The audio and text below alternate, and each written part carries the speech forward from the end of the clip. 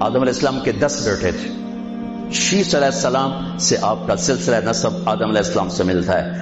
ان کا ماتھا روشن تھا. آدم علیہ السلام کہنے کہ بیٹا تیری پشت میں ایک امانت ہے جو تیرے باپ سے بھی زیادہ قیمتی.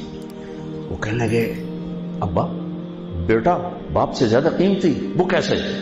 کہا تو اس امانت کی بات کرتا ہے, تجھے اس کی امت بتاؤں. امت ابھی ہمارے آنے میں 10,000 سال پڑے ہوئے ہیں, 10,000 سال.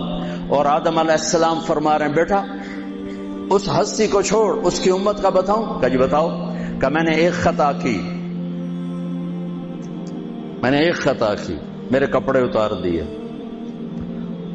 وہ ہستی اس کی امت روزانہ خطائیں کریں گے, اللہ ان کے کپڑے نہیں اتارے گا. میں نے ایک خطا کی, مجھے بیوی سے جدا کیا, وہ سارا دن گناہ کریں گے, اللہ ان کی بیویوں سے انہیں جدا نہیں کرے گا.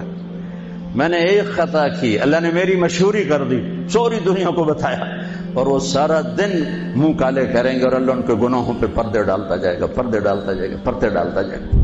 میں نے ایک خطا کی, مجھے جنت سے نکالا, وہ ہزاروں خطائیں کر کے اس کی رحمت سے بخشش پا کے جنت میں جائیں گے.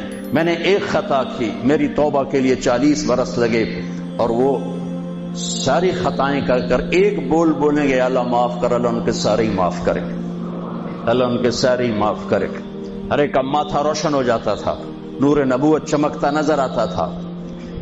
اس لیے بہت بڑے علماء کی بڑی مضبوط دلائل ہیں کہ آزر, اگرچہ نسب نامے میں آزر ہی آتا ہے, لیکن آزر آپ کے چچا ہیں, باپ نہیں ہیں, چچا ہیں. چونکہ چچا کو بھی اب کہتے ہیں, باپ کے لیے والد کا لفظ ہے, والد صرف باپ کو کہتے ہیں, اور اب چاچے کو بھی کہتے ہیں, باپ کو بھی کہتے ہیں, دادے کو بھی کہتے ہیں. نعبد الہک و الہ آبائک ابراہیم و اسماعیل و اسحاق الہا واحدا.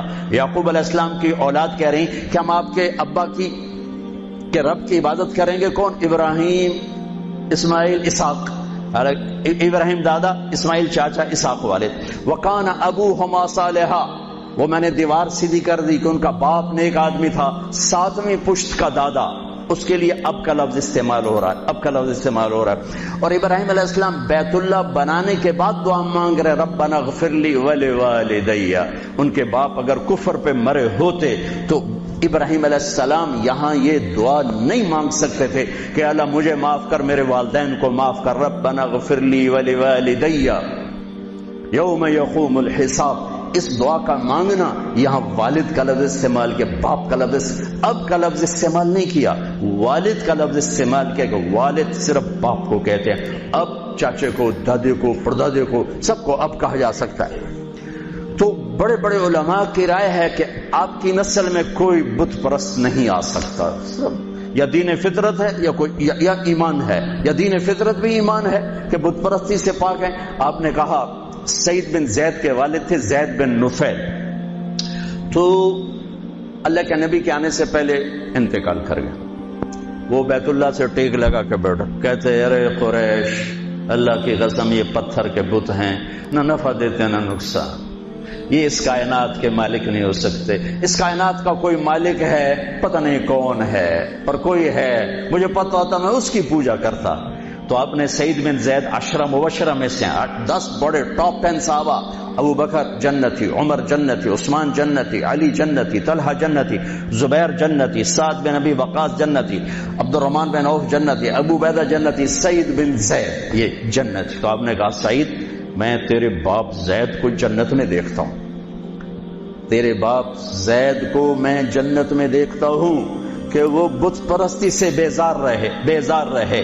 تو میرے نبی کی نسل کوئی بت پرست نہیں آ سکتا جو آپ کی شان اور آپ کا مرتبہ ہے. آپ کو سب سے عالی, اگرچہ محدثین آزر کا نام لکھتے ہیں اس میں, لیکن اب یہ تو قیامت کا دن نہیں پتہ چلے گا, لیکن وجدان یہ کہتا ہے, دل کا یقین یہ کہتا ہے کہ میرے نبی کی نسل پاکیزہ ہے, ماتھے پہ نور نبوت آتا ہے.